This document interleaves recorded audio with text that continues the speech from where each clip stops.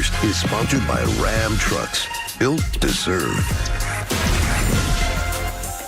First things first, what is Bruce Arians letting Tom Brady do that Bill Belichick never would? We'll tell you.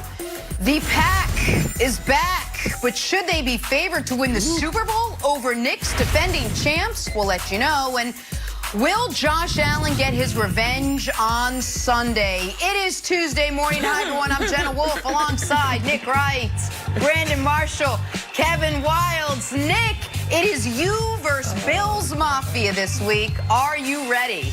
Yeah. Oh, I like my chances. I really like my chances. And Bill's social media team, you're not helping your guys out. They're not helping them out. Nick, I have a good relationship with them. I can get you out of this. No, don't want to. It's too late. Old Thunder friends, new Brooklyn friends, sat on their park bench like bookends. Here's James Harden on Chapter 2 for this duo. We were young in Oklahoma City. You know, we're grown men now. You know what we want. We really know the game of basketball now. You know, we're not those young guys that just run around and want to just shoot and dunk all day. We know the games, we know spots, we know, teams players. We're more advanced. And then for me, as I sit back, I know what type of player Kevin Durant is. You know, he's one of the best players that ever touched a basketball. He's God-given, 7 foot, can basically do everything. So for me, it's not trying to compete with that. It's allowing Kevin to be the best Kevin he can be. And I'm going to make sure that I can make him better and then make my teammates better. Because at the end of the day, that's all that matters. All right, I'm going to go ahead and say it. It's actually nice to hear some life back in James Harden. That guy wants to win. Brandon, did last night prove that the Nets are the team to beat in the East? What, Brandon? I don't know, Jenna. Kevin Durant, 30 points. James Harden, 34 points. Did you even watch the game last night and see Joe Harris? Joe Harris from 3, 5 for 7. It seemed like every time the Bucks got close, Joe Harris just banged a 3 at the right time. They were 54% from the field, 48% from 3.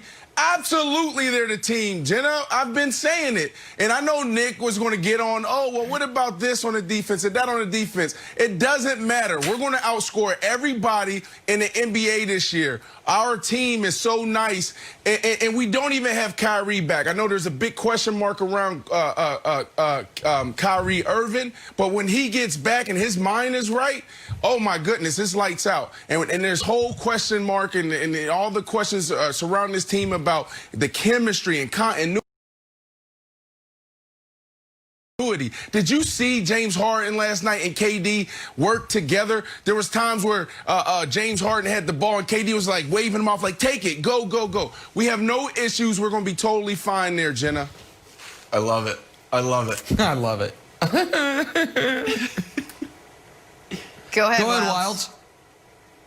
Oh, sorry. Oh, hey, well, I just 100% agree with Mr. Marshall. Nick, I know you're worried about the defense. I think this was a Steve Nash, Mike D'Antoni masterpiece. This is what they've always wanted. You're going to say, historically, historically, because you've never had two guys like this on the same squad who can just light it up. And Kyrie's not even back. And when Kyrie's back, I think it's going to be a huge problem for you. I think it's going to be a huge problem for the Lakers. I'm 100% Team Brandon Marshall on this one. Wow. Thank you. Wow. Thank you. All right, folks, listen. All right, Nick. Welcome, buddy. All right, listen, I respect the fandom. And, a little birdie told me in my ear, because if people don't know, Brandon lives in Florida, but every Monday night he's in New York City for Inside the NFL responsibilities. I think Brandon very well may have snuck into Barclays last night. I think he got that jersey at the game with friends and family, because as limited people can go to these games, but I feel like Brandon Marshall was there. And, when you have a star-studded crowd with Brandon Marshall, I think Deshaun Watson might have showed up. When it's on national television, when it's MLK Day, when you're playing the favorites or the previous favorites in the East, you would think if there was ever a night where you might show the world, you know what? For 5 or 6 minutes at a time, hell, 5 or 6 possessions at a time, we have the ability, when need be, to lock down defensively. You'd have thought last night would be that night. And so here's what I would like to do. I would like to show the audience something. Don't play the clip just yet. Brandon, you watch this as well. Maybe we can let everyone watch it together. Try not to watch the Bucks players. Watch the Brooklyn players. Because this is every basket Milwaukee scored in the final 6 minutes of the game. And what you will see is, and we can start it now, is free runs to the basket, offensive rebounds, and, that's 5 guys standing and looking. Let's see the next one. Oh, okay, you forced a miss, but unfortunately you have no rebounding. That's a layup. Oh, is anyone going to close out? Nah, that's for the birds. Okay, let's see what the next one looks like. You might, okay, no, that's a 7-foot open three. Let's see what the next one looks like. Oh, you actually forced a miss, but again, you can't rebound. Let's see what the next one looks like. Oh, just a wide open, uncontested jump shot. Let's see what the next one looks like. Getting right to the rim. What am I talking about? They weren't forced into one tough shot the entire fourth quarter, Wilds. The second half of the fourth quarter, pardon me. You can't win this way. What about the last shot of the game? You can't win this way. Nick. The last shot of the game was 3 seconds left. That's correct. Yeah, Brandon. First, they literally won the game. First, we won the game. And we did it against two of the most premier defenders in the NBA. Yeah, we 100% Jenna. You have Drew Holiday, and then you have the reigning defense of MVP. So the questions should be more about who are the Bucks and less about who are the Brooklyn Nets. You got Giannis, reigning MVP, 2-time MVP, back-to-back MVP, defensive player of the year.